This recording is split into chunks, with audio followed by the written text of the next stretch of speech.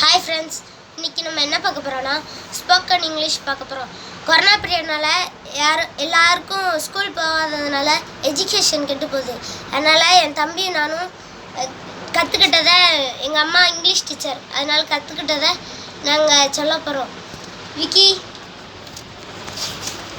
நான் கேட்குறதுக்கெல்லாம் பதில் சொல்லுவியா? Okay. What is your name? My name is A. Gurnesh. Which class are you studying? I am studying 6th A. What are you doing? I am doing my homework. இப்போ 2 GK question பார்க்கலாம். ஒரு GK question. Who is our president?